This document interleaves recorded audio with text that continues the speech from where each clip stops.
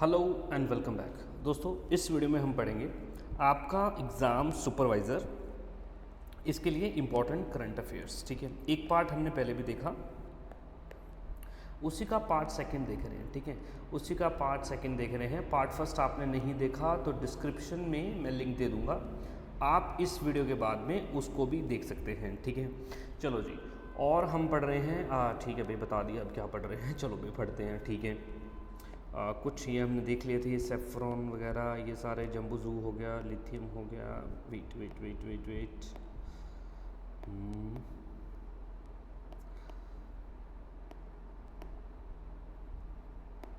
हाँ, नेक्स्ट।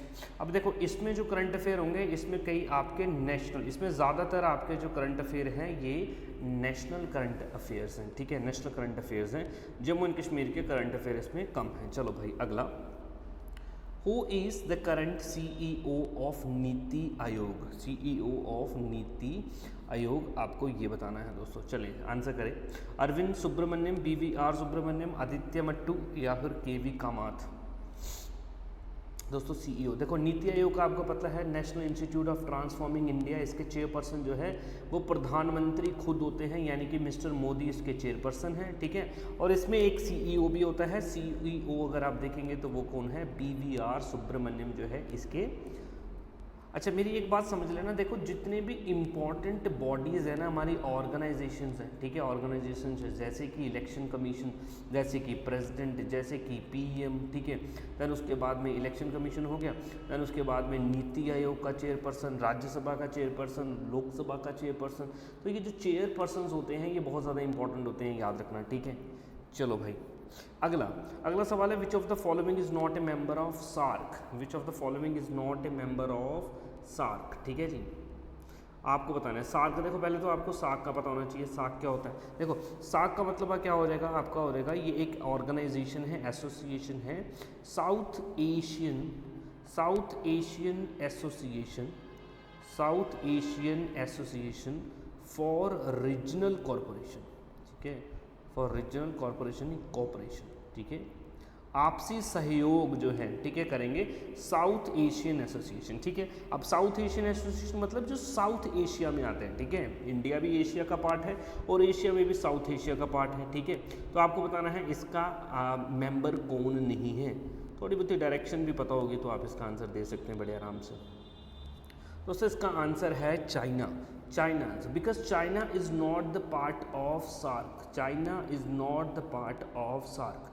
ठीक है जी, चाइना वैसे भी आपका नॉर्थ एशिया में आता है। ठीक है, अब कौन कौन है यहाँ सब जल्दी से बता देता हूँ आपको दोस्तों। अफगानिस्तान बिल्कुल है, एक तो अफगानिस्तान हो गया, नेपाल भी है, मालदीव्स भी है, इसके अलावा पाकिस्तान है, इसके अलावा श्रीलंका है, इसके अलावा भूटान है, और हमारा प्यारा भारत तो है ही है, इंडिया भी इसी में इंक्लूड है दोस्तों। ठीक है, तो ये करंट में ही था रिसेंट, तो भी इसी पे सवाल मैंने आपसे पूछा। अगला, what is the theme of international day of yoga 2021? Very important, मेरी बात समझे, देखे ध्यान से। योगा का थीम हो गया। ठीक है जी, डिफरेंट जो आपके इवेंट्स होते हैं उनके थीम्स के ऊपर सवाल आपसे पूछा जाता है। योगा की थीम्स के ऊपर सवाल आपसे पूछा जाता है। 2021 का बताना है दोस्तों, 2021 का बताना है। ठीक है, चलो भाई देखो आपको तो प्रेजेंट पता ही होना चाहिए। 2024 अभी तो जून आया नहीं, 21 जून को हमारा इंटरनेशनल योगा डे होता है। ठीक है, 21 जून को इंटरनेशनल योगा डे होता है। ठीक है, तो उसका भी थीम होगा। अब पिछला साल गया 2023, तो 2023 से भी पूछ सकता है, 1 से भी पूछ सकता है। ठीक है, पिछले 2-3 साल के ऐसे थीम आपसे एग्जामिनर जो है वो पूछता है, आपको बताना है 2021। देखो दोस्तों पहले तो आपको मैं 2024 का बताता हूँ। ठीक है, योगा फॉर विमेन एम्पावरमेंट जो है ये है 2024 का थीम, यानी कि इस बार का थीम। 2023 का जो थीम था दोस्तों वो था योगा फॉर वासुदेवा कुटुंबकम। ये वर्ड बहुत चर्चा में था, आपको मैं बताऊंगा आगे चल के ये वर्ड क्यों चर्चा में था। ठीक है, वासुदेव कुटुंबकम। उसके बाद में आ जाएगी आपका 2022 योगा फॉर ह्यूमैनिटी, और दोस्तों उसके बाद है 2021 योगा फॉर वेलबींग। ठीक है जी, इसके पहले भी था योगा एट होम। ठीक है जी, क्योंकि तब कोविड था तो बोला जी योगा करो घर पे बैठ के। तो ये जो थीम्स हैं ये ज़रूर आप नज़र में रखें, आपकी नोटबुक में कहीं ना कहीं इसको लिख लें दोस्तों। ठीक है, चलते हैं आगे। चलो भाई Thangta a martial art form is associated with which of the following state in India. Thangta देखो एक मार्शल आर्ट्स है और इसको डांस की कैटेगरी में भी डाला जाता है। रिसेंट आपको कई सारे डांसेस न्यूज़ में देखने को मिलते हैं। जब कोई चीज़ ऐसी करंट की स्टैटिक की चीज़ आपकी जब न्यूज़ में आ जाएगी ना, कोई भी फॉर एग्जांपल फेस्टिवल है, तो उसके जुड़े हुए जो टॉपिक होता है ना वो भी इम्पोर्टेंट हो जाता है आपके लिए। तो तांता कहाँ का है, याद रखेंगे मणिपुर का है। ऐसे ही मार्शल आर्ट्स आपको और कहीं देखने को मिलता है। गतका है, गतका भी एक मार्शल आर्ट होता है, वो पंजाब में होता है। इसके बाद में कलरी पट्टू का नाम अगर आपने सुना होगा तो आप देखेंगे ये केरला के कुंफू कराटे हैं, मार्शल आर्ट है केरला के, ठीक है। इस तरीके से आपके मार्शल आर्ट्स कई सारे होते हैं, इनको हम डांस में भी कंसिडर करते हैं। अगला भाई, which of the following language has been given the status of classical language by the central government 2014। दोस्तों आपको मैं बता दूं, इंडिया में 6 लैंग्वेजेस को क्लासिकल लैंग्वेजेस का दर्जा मिलता है। 6 क्लासिकल लैंग्वेजेस मतलब जो हमारे देश में बहुत पुरानी लैंग्वेजेस हैं, ठीक है, उनको क्लासिकल लैंग्वेजेस हम बोल रहे हैं। आपको बताना है रीसेंट किसको इसका ओहदा मिला है, ठीक है, शाबाश दोस्तों। इसका आंसर जो है आप देखेंगे तो क्या हो जाएगा, उड़िया। क्या हो जाएगा, उड़िया इसका आंसर हो जाएगा, ठीक है। इसके अलावा अगर मैं आपको बता दूं तो आपका जो तमिल है, सबसे पुरानी लैंग्वेज तमिल, तेलुगु भी आपकी एक लैंग्वेज है क्लासिकल, देन उसके बाद में संस्कृत है, देन आपका कन्नड़ है, कन्नड़ के बाद मलयालम है, ठीक है। मलयालम के बाद में दोस्तों 6th है आपकी उड़िया, याद रखना, वेरी इंपॉर्टेंट। 2014 में भी इसको दर्जा जो मिलेगा। अच्छा, अब इसको रिकॉग्नाइज्ड ऑफिशियल लैंग्वेज मत समझ लेना, रिकॉग्नाइज्ड ऑफिशियल लैंग्वेजेस इंडिया में रिकॉग्नाइज्ड कॉन्स्टिट्यूशन जो रिकॉग्नाइज करता है, 8th schedule of Indian constitution में भी कई लैंग्वेजेस को मेंशन किया गया है, वो 22 लैंग्वेजेस हैं, वो अलग चीज़ है, ये क्लासिकल लैंग्वेजेस हैं, ठीक है। चलो भाई, अगला क्वेश्चन वेरी इंपॉर्टेंट, बोला recently चीताज were introduced in which national park in India. आपको पता है इंडिया में चीताज जो थे वो नहीं थे, एक्सटिंक्ट हो चुके थे। इंडिया में टाइगर था, इंडिया में लॉयन था, लेकिन इंडिया में चीता नहीं था। अभी रिसेंट हम चीता लेके आए थे, मिस्टर मोदी अपने जन्मदिन पे लेके आए थे, वो किस नेशनल पार्क में छोड़ा गया था, आपको वही बताना है। कान्हा, पन्ना, माधव, कुन्हू,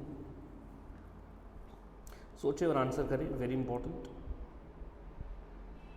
शाबाश दोस्तों। इसका आंसर जो है दोस्तों वो हो जाएगा कुन्हू नेशनल पार्क। कुन्हू नेशनल पार्क कहाँ पे है, अगेन मध्य प्रदेश में नेशनल पार्क है। तो मध्य प्रदेश में आपको चीतास भी देखने को मिलते हैं, मध्य प्रदेश में सबसे ज़्यादा फॉरेस्ट भी देखने को मिलते हैं, मध्य प्रदेश में सबसे ज़्यादा टाइगर्स भी देखने को मिलते हैं, जिस वजह से मध्य प्रदेश को टाइगर स्टेट ऑफ इंडिया भी बोलते हैं। ये इंपॉर्टेंट पॉइंट्स याद करेंगे मध्य प्रदेश के बारे में। अगला बोल रहा जी, द 108 फीट ब्रॉन्ज का जो स्टैचू है of prosperity, statue of prosperity, देखो कई सारे स्टैचूज हम बनाते हैं, जैसे कि सरदार वल्लभ भाई पटेल जी का भी एक स्टैचू नर्मदा रिवर पे गुजरात में है, उसे हम बोलते हैं स्टैचू ऑफ यूनिटी, ठीक है जी, सरदार वल्लभ भाई पटेल। यहाँ पे भी है आपका स्टैचू ऑफ प्रॉस्पेरिटी, ये बेंगलुरु में लगाया गया है, मिस्टर मोदी ने इनॉग्रेट किया था रिसेंटली। वो किसकी याद में वो स्टैचू लगाया गया था, याद रखें। ऑप्शन ये आपके सामने है, आप बताएंगे।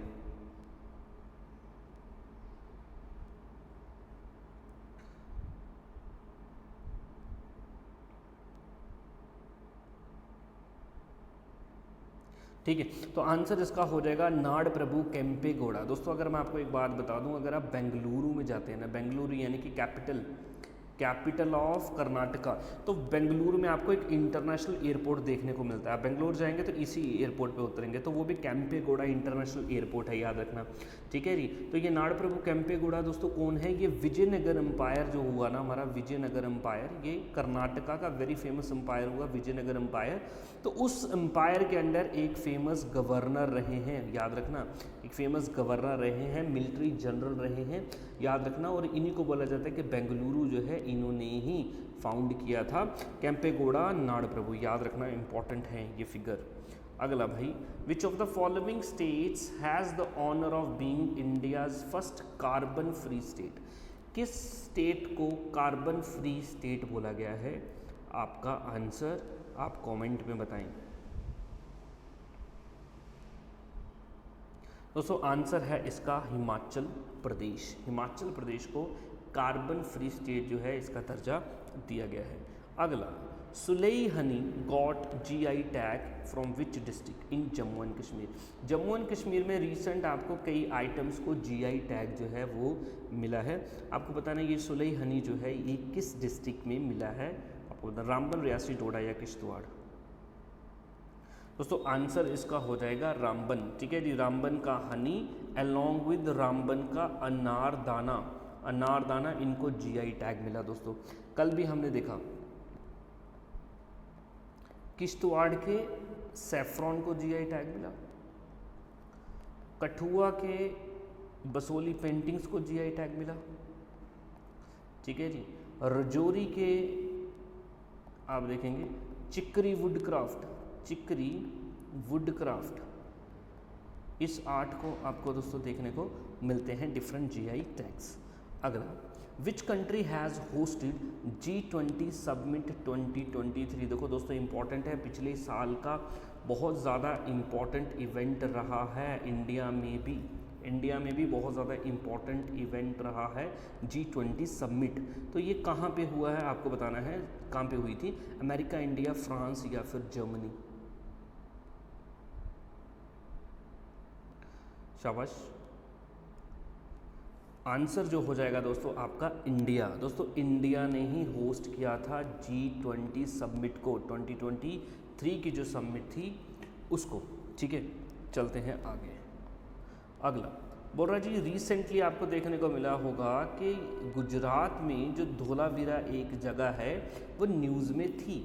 वो क्यों न्यूज़ में थी आपको ये बताना है। टाइगर रिजर्व थी इसलिए, यूनेस्को का इसको वर्ल्ड हेरिटेज साइट का दर्जा मिला इसलिए, या फिर नेशनल पार्क्स की कैटेगरी में डाला गया इसलिए। ठीक है, नेशनल पार्क्स की कैटेगरी में डाला गया इसलिए, या फिर यहाँ पे कोई टेररिस्ट अटैक आपको देखने को मिला है इसलिए। ठीक है, तो आपको आंसर एक चुनना है, तो आप चुने, ऑप्शंस आपके सामने हैं।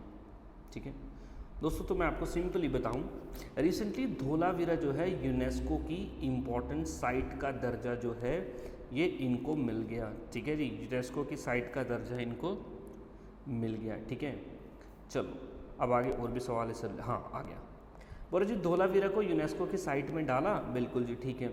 आप बताएंगे it is dash number of sites in India. India में कई सारी यूनेस्को वर्ल्ड हेरिटेज साइट है, धोलावीरा को किस नंबर पे डाला गया आपको ये बताना। 38 नंबर है, 39 नंबर है, 40 नंबर है या 42 नंबर है।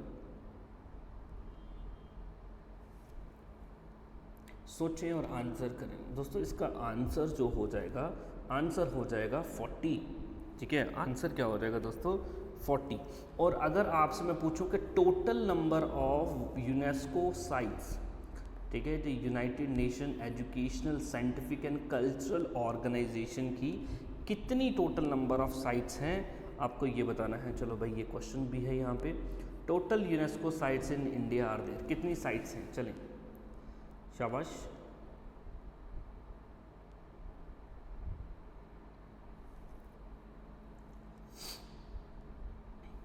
दोस्तों आंसर हो जाएगा इसका 42। देखो धोलावीरा जो है, Dholavira Gujarat, Indus valley site है ये, इंडस वैली आपको पता है। ठीक है, धोलावीरा 40 नंबर की यूनेस्को की साइट है। ठीक है, अब इसके बाद में आपको 2 और साइट्स जो है ये ऐड की गई हैं दोस्तों, ऐड की गई हैं। अब वो 2 साइट्स मैं आपको नहीं बताऊंगा, वो 2 साइट्स मैं आपको नहीं बताऊंगा, आप मुझे कमेंट में बताएंगे, तभी आप सर्च करेंगे, चीज़ों को सर्च करके पढ़ोगे ना अगर, तो आपको ज़्यादा अंडरस्टैंडिंग बनती है, आप ज़्यादा समझते हैं। ठीक है, 41 देख लो कौन सी है, 42 कौन सी। चलो मैं आपको 41 बता देता हूँ। 41 है आपका शांति निकेतन, शांति निकेतन दोस्तों, शांति निकेतन है। ठीक है जी, 42 नंबर जो है ये आप खुद मुझे बताएंगे कमेंट में, मैं देखूंगा किसका कमेंट सही है और मैं उसको लाइक करूंगा। ठीक है, 42 तो धोलावीरा है 40th साइट, वेरी इंपॉर्टेंट। ठीक है, आगे चलते हैं दोस्तों। Where was the G20 summit held in New Delhi. देखो अभी तो बोला इंडिया में G20 समिट हुई, ठीक है जी, बोल रहा है जी न्यू दिल्ली में हुई, ये भी ठीक है। अब आप मेरे को ये बताएं कि न्यू दिल्ली किस जगह पे हुई। किस हॉल में हुई? यहाँ पे डिफरेंट हॉल्स और स्टेडियम्स आपके सामने हैं, जैसे कि भारत मंडपम, अरुण जेटली स्टेडियम, रुद्राक्ष कॉन्वेंशन सेंटर या नरेंद्र मोदी स्टेडियम। दोस्तों आंसर जो इसका होगा वो होगा भारत मंडपम। दोस्तों भारत मंडपम क्या है? ये कॉन्वेंशन सेंटर है। क्या है? एक कॉन्वेंशन सेंटर है। अब नाउ कॉन्वेंशन सेंटर का मतलब समझो। कॉन्वेंशन सेंटर का मतलब जहाँ पे लोग आके जुड़ते हैं, बैठ सकते हैं, सभा बुलाई जा सकती है, मीटिंग बुलाई जा सकती है। इंडिया में सबसे बड़ा कॉन्वेंशन साइट जो है, अभी मिस्टर मोदी ने ही इसको इनॉग्रेट किया था 1-2 साल पहले, तो वो भारत मंडपम ही था। G20 की सबमिट हमने इसी में बिठाई थी दोस्तों, याद रखना इस पॉइंट को। अगला बोल रहा है 28 feet high statue has been installed at the venue of G20। ठीक है भाई, G20 बोल रहा है भारत मंडपम में हो रहा था। इस भारत मंडपम के बाहर एक स्टैच्यू लगाया था दोस्तों, एक स्टैच्यू लगाया था। वो स्टैच्यू किस चीज़ का था? देखो G20 जो है इंडिया ने होस्ट किया, इंपॉर्टेंट MCQs यहाँ से बनने हैं, इंपॉर्टेंट करंट अफेयर्स बनने हैं। ठीक है, तो किसकी मूर्ति थी? वो महात्मा गांधी साहब हैं, नटराज साहब हैं, भारत माता जी हैं या मिस्टर नरेंद्र मोदी हैं? सोचें और आंसर करें।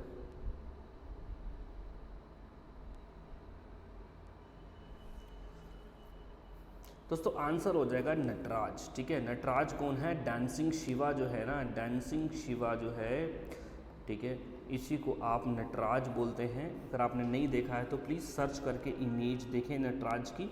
नटराज की 28 फीट की जो मूर्ति है वो इस भारत मंडपम के बाहर जो है वो लगाई गई थी दोस्तों। अगला सवाल, वीरांगना Durgavati tiger reserve is located. दोस्तों मैं आपको बताऊंगा कि रिसेंटली सबसे लेटेस्ट जो टाइगर रिजर्व एरिया डिक्लेयर किया गया था इंडिया में, वो वीरांगना दुर्गावती टाइगर रिजर्व था। आपको बताना है ये कहाँ पे है, आपको बताना है ये कहाँ पे है। उत्तर प्रदेश, मध्य प्रदेश, आंध्र प्रदेश या फिर राजस्थान? सोचें और आंसर करें। शाबाश, आंसर विल बी मध्य प्रदेश। मध्य प्रदेश में आपको देखने को मिलता है वीरांगना दुर्गावती टाइगर रिजर्व, और ये सबसे लेटेस्ट टाइगर रिजर्व है, सबसे लेटेस्ट टाइगर रिजर्व है दोस्तों। अगला, how many tiger reserves are there in Madhya Pradesh? Madhya Pradesh में कितने टाइगर रिजर्व हैं? दोस्तों मैं आपको ये बात बता देता हूँ कि मध्य प्रदेश में सबसे ज़्यादा नेशनल पार्क्स हैं, मध्य प्रदेश में सबसे ज़्यादा टाइगर रिजर्व्स भी हैं, टाइगर रिजर्व्स भी हैं, याद रखना। तो टाइगर और उससे जुड़ा हुआ प्रोजेक्ट, ये सब चीज़ें इंपॉर्टेंट बनती हैं। आप मुझे बताएं कितने टाइगर रिजर्व्स हैं मध्य प्रदेश में as of now? And the answer will be 7। दोस्तों पहले 6 हुआ करती थी, नाउ 7 है, और 7th नंबर पे जो है वो दुर्गावती है, 7th नंबर पे जो है वो दुर्गावती टाइगर रिजर्व है। Next question, which of the following is given status of 8th wonder of the world? Very important. दुनिया में 7 अजूबे हैं। कितने अजूबे हैं? 7, जिसे हम बोलते हैं 7 वंडर्स ऑफ द वर्ल्ड। दोस्तों आपने यही सुना, बट रीसेंट आपको देखने को मिला होगा कि एक और वंडर जो है वो ऐड किया गया और वो बन गया 8th wonder of the world. आपको बताना है वो 8th वंडर कौन है?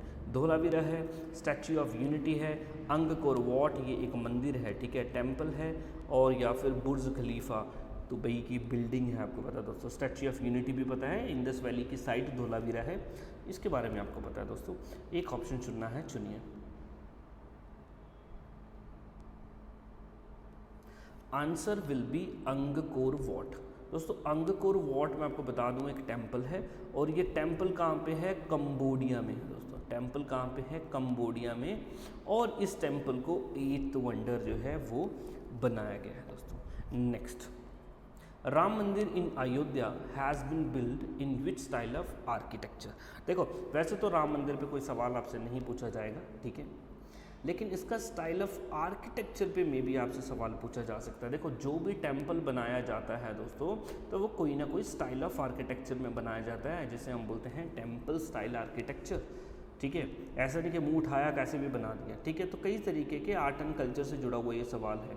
Nagara style of architecture, Dravidian style of architecture, Vijayanagar style of architecture, या फिर खजुराहो स्टाइल ऑफ आर्किटेक्चर। इससे पहले आपको बता दूं दोस्तों, टेम्पल आर्किटेक्चर पे मैंने वीडियो बनाई हुई है, आप वो जाके देख सकते हैं टेम्पल आर्किटेक्चर के ऊपर, ठीक है, यूट्यूब पे आपको मिल जाएगी। ठीक, चलो भाई, क्या आंसर हो जाएगा इसका दोस्तों? आंसर हो जाएगा Nagara style of architecture. Nagara style of architecture India के नॉर्दर्न पार्ट्स में डेवलप हुआ। नगरा स्टाइल ऑफ आर्किटेक्चर, ठीक है, जितने भी नगरा स्टाइल ऑफ आर्किटेक्चर की सबसे इंपॉर्टेंट बात आपको मैं बताऊं, जो भी टेम्पल बनाया जाता था उसकी बाउंड्री वॉल नहीं होती थी। आजकल तो होती है, वो बात अलग है, क्योंकि चोरी चकारी के मसलों में उसकी बाउंड्री वॉल बनाना ज़रूरी है। लेकिन एंशिएंट टाइम्स में नगरा स्टाइल ऑफ आर्किटेक्चर और द्राविडियन स्टाइल ऑफ आर्किटेक्चर, ये नॉर्थ इंडिया में बना है, ये साउथ इंडिया में बना है दोस्तों। ठीक है, ज़्यादा डेप्थ में मैं इसकी जा नहीं सकता, क्योंकि अपने आप में ही बड़े ज़्यादा इंपॉर्टेंट और बड़े टॉपिक्स हैं। चलें अगला, Abdul Fattah al Sisi has been elected as the president of which country for the third term. International है दोस्तों, इंटरनेशनल सवाल है आपका। आपको बताना है किस देश के ये प्रेसिडेंट बने हैं। ठीक है जी, जल्दी जल्दी सोचें सोचें दोस्तों। आंसर हो जाएगा इजिप्ट, आंसर हो जाएगा Egypt. Abdul Fattah al CC जो है वो तीसरी बार इजिप्ट के प्रेसिडेंट जो है ये बने हैं दोस्तों, याद रखना। ठीक है, इसी से जुड़ा एक और सवाल दोस्तों, इंटरनेशनल ही है। Vladimir Zelensky is the president of which country. किस कंट्री का प्रेसिडेंट है Vladimir Zelensky? Ukraine, Russia, Iran या फिर इराक?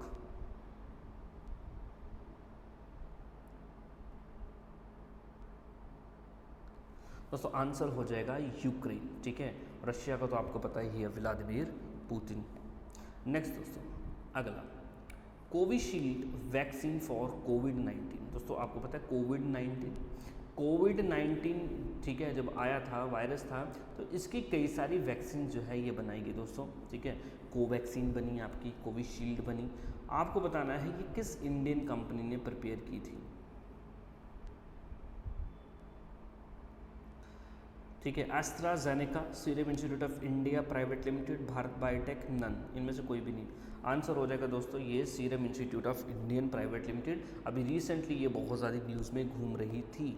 अगला सवाल, who is the first lieutenant governor of Jammu and Kashmir. Jammu and Kashmir का पहला लेफ्टिनेंट गवर्नर कौन हुआ दोस्तों? आप ये बताएंगे, शाबाश। आंसर आपको पता है गिरीश चंद्र मुर्मू दोस्तों। प्रेजेंट कौन है? मनोज सिन्हा दोस्तों। ठीक है, बीडी शर्मा जो है वो लद्दाख के लेफ्टिनेंट है। चलो दोस्तों अगला, which organization is collaborating with Jammu and Kashmir rural livelihood mission to organize Tawi Mahotsav. अभी रिसेंट तवी फेस्टिवल देखने को मिलता है जम्मू में, तवी महोत्सव। ठीक है, फेस्टिवल तवी के किनारे पे ये हुआ था। ठीक है, आपको बताना है ये किस ऑर्गेनाइजेशन के साथ कोलैबोरेट किया था Jammu and Kashmir rural livelihood mission ने।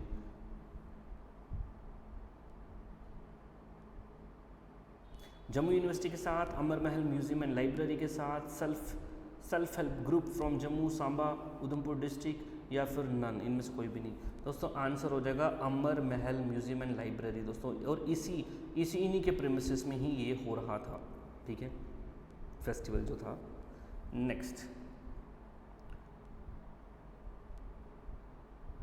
Who among the following has recently elected as the chairperson of Jammu and Kashmir public service commission. Public service commission का चेयरपर्सन किसको चुना गया है, ये भी आपका करंट है।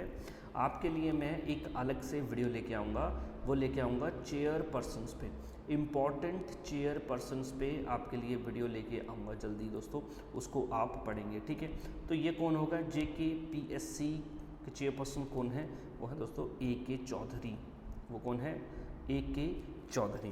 तो ये थे आपके कुछ और करंट अफेयर। मिलेंगे आपसे कल, ठीक है, शाम को, और करंट अफेयर्स के साथ। जब तक आपका एग्ज़ाम सुपरवाइज़र का नहीं होता, कोशिश करूँगा कि आपके लिए करंट अफेयर्स लेके आऊँ और आपकी जो है थोड़ा थोड़ा टच में रहें आप करंट अफेयर के। ठीक है, till then thank you very much, have a nice day.